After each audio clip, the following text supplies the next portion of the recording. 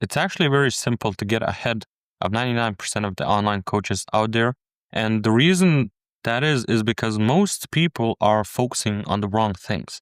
When you're just trying to build a coaching business, it's not about who's a better coach. It's not about who can do more. It's actually who can do less, but who can be more efficient. Now, I'm going to get into this. And the first thing that I'm going to show you is actually a P&L of one of my clients. So this is a P&L where we did 120K in cash collected. Now, 93 was actually cash collected and 120 is what hit the bank that month from payment processors. And this is what happened. All of these things right here, these are different banks and payment processors that we used to collect the cash. The reason why I'm saying this is most people are trying too hard because you see, results don't come from 100 things done decently. Results come from you doing one or two things really, really good. Even this 120K in one single month didn't come from 20 different things. We tested 5 things every month, 10 things every month. And the truth is, 9 out of 10 things flopped every time. And even the ones that did do well, they didn't really do so well that it was worth to continue doing it. Right? You see, we did different things like we ran ads. And by the way, this right here, this offer was an e-com coaching offer. It was e-com, and we were selling a 3K package for dropshipping, basically.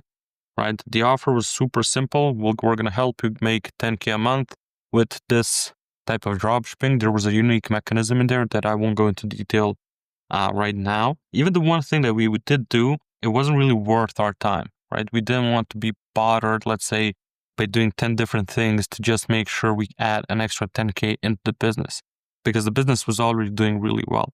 And the truth is, out of, let's say, 100 things that we did, there was 1 or 2 things that we squeezed out every single time. You see, most of this revenue came from 2 different things. 1, it was YouTube, and 2, it was IG stories. Not IG posts, but IG stories. You see, the way we did, you see the way the business functioned. You see the way the business functioned and the funnel worked was super simple. We had our IG, we posted a lot, but it wasn't really anything too crazy. We weren't really getting a lot of leads from there, but we were posting on YouTube, and people from YouTube would often go to our IG, and even the people from IG would go to our YouTube, and basically it was a flywheel effect where people were getting nurtured by one another, right? People from IG would go to YouTube, consume some long form. People from YouTube would follow us on IG. Then on IG stories, we would nurture them and essentially convert them at some point. So basically all of this 120K, I can say that 100K came from the YouTube funnel that I'm going to show you in this video, by the way, plus IG stories. Now, the reason why I'm saying this is, again, you want to do something, not 100 things decent. You want to do 1 or 2 things really good. And that's what we did. And the truth is, you always have something to do. More doesn't mean actually better. Because you can go and try to find a better email marketing software that's cheaper or that's better or that has some way that it can be integrated into your ecosystem better. But the truth is, do you really want to do it? Will that change and the email service provider you use make a huge difference in your business and get it from 100K to 150 or 200K a month? Or if you're posting on IG, sure, it can work. And it can also work if you post on YouTube, but it can also work if you post on LinkedIn or Twitter. So if you're now thinking, oh, but should I post here or should I post there? Which platform is the best? It doesn't really matter. The only thing that does matter is that you keep consistent and that you post consistently. Now, as I said, more does not mean better. Everything works, but you need to focus on one thing and ride it through. If you decide that you want to go fully on long form, then just go long form. Don't try to do this, okay, but if I post a few times here and I funnel people here, all of that can work. But especially if you're just starting out, you have way better chances of focusing on being better at one thing and growing that one thing, that one channel, rather than focusing on a few different things and getting nowhere. Now, for the system that I'm going to show you, you only need to have three things. One thing is traffic, second thing is conversions, and third thing is fulfillment. One thing you need to understand is you are a business owner, not a content creator. Again, you are a business owner, not a content creator. So the way that I'm going to explain this is by actually giving you an example. We have Jordan Welch. Most of you probably have heard of him because he has a YouTube channel where he posts content with 1.7 million subs. Now, this was his main channel, and still is his main channel, but for the longest time, this was the only channel he had to basically get cash into his business.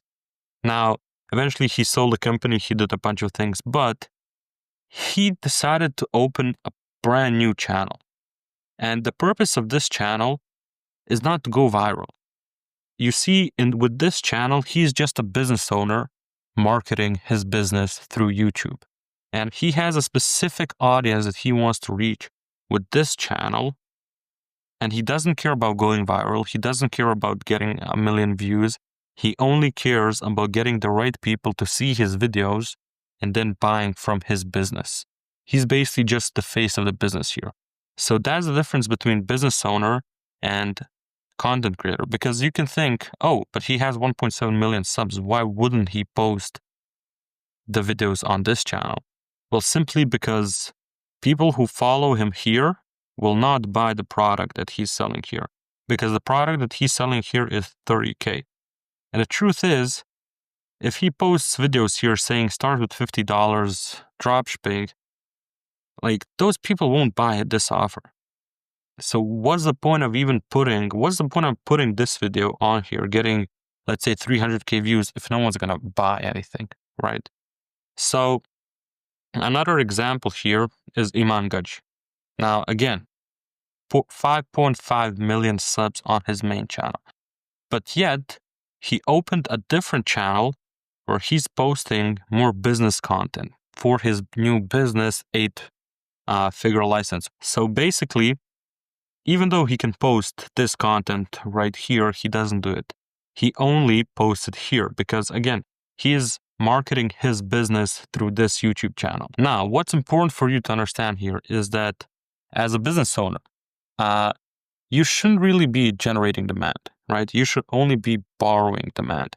And now I'm going to explain to you what that means. So let's say I'm going to use, for example, fitness and keto. Let's say your name is John and you decided to start a YouTube channel about fitness. Now, the truth is, no one knows about you, John, but people do know about things like keto, like carnivore, etc. So if you want to be discovered, your best bet isn't to generate new demand. So you're not going to go outside and post a video saying, hey, my name is John, you should watch my videos. No, you're going to go and you're going to borrow demand from different topics like keto. You're going to say why keto works or doesn't work. Whatever. That's what you do when you're a business owner. Let's say you're selling, actually, I'm going to take myself as an example. Let's say I'm selling funnels. No one's going to know about me. Like, people don't care about me, but they do care about how they can increase their show up rate. And the only way for me to actually get some traffic or for me to have better chances is to actually go where people look for. So people will search for things like how to increase your show up rate. And when they search it, my goal will be to come as their top result, right? A lot of people, a lot of YouTubers are just focusing on clickability. They just want to get as many clicks as possible on their videos. So what my goal will be is to actually go where people are already searching for and try to hijack and borrow that demand. So for example, if you're looking for, let's say, the best funnel to implement in 2025 for your IG, I want to post content that answers that question and provides value to that question. That way, it's going to be way easier for me to actually get seen by you. Once you understand that you're actually, if you're starting out or if you're a coach or you have a high ticket offer, once you understand that you should borrow instead of generate demand, Now what we want to do is we want to focus on conversions, right? One funnel, one product, and one offer. Now, some people might say that YouTube videos are traffic, but I actually think they're conversions. They're part of the conversion process. And here's what I mean by that. So we've started hijacking or borrowing demand from these different topics. And we post videos like why keto works, right? Then our second video is rating young LA outfits. Basically, we're borrowing demand right here.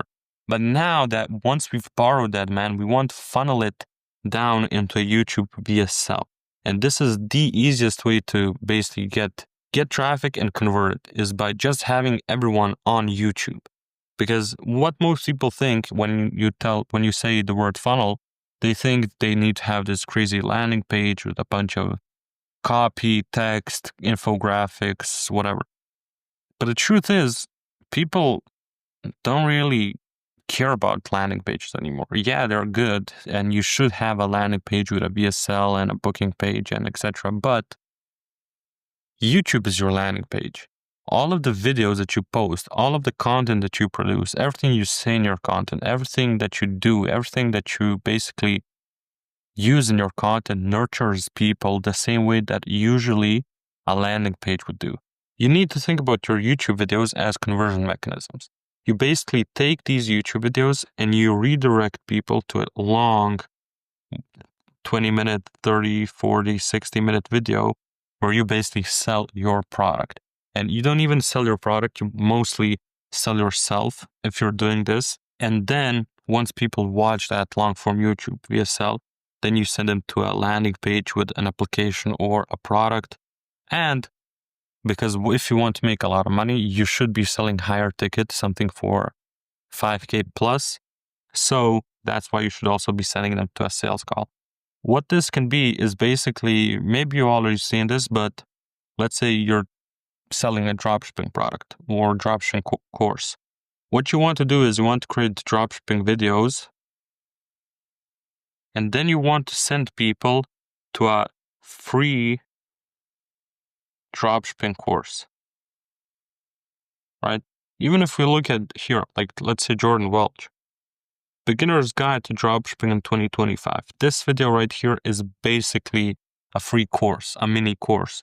This is what generates most of the revenue for him. Now, once you did that, it's time to basically just focus on the fulfillment, which again, it will depend on what you offer, what you sell, what your market is, your niche. But basically, if you want to make a lot of money, you need to sell high ticket. But to sell high ticket, you need to have personalized things in that offer as well. So the best way to do that is basically add as much personalization as possible. You can also include done for you resources. And when I say done for you, I don't mean you're an agency and now you need to do stuff for your clients. But let's say you're selling a cold email service, right? A cold email course. Then you should add 20, 30 templates of high converting cold emails, right? That's still, you're not doing it for the client, but that's still done for your work. Now, third thing can be including access. So this is, hey, if you join, you don't just get a course, you also get access to me personally for 1 hour a week. You get access to a community, you get access to a coach, you get access to my private software, you get access to, I don't know, better deals, whatever. Networking events and belonging, aka community, this can go basically together, but you want to sell the feeling of belonging to somewhere when you're selling these products, especially if it's a B2C product. You want to sell the feeling of being inside of a tribe. People are all together, they're all alike, and they're basically there for one another. This is most likely the simplest way to scale to 50, 100K per month with your coaching business. It's not easy. It's not going to be like overnight, but if done right, you don't need a lot of followers. You can be getting some decent views and a good amount of leads and sales calls and close deals if you know what you're doing. Now, if you want help with that, there's a link that I'm going to leave below. You can book a call directly with me and I'll love to see if I could help you. Until the next time.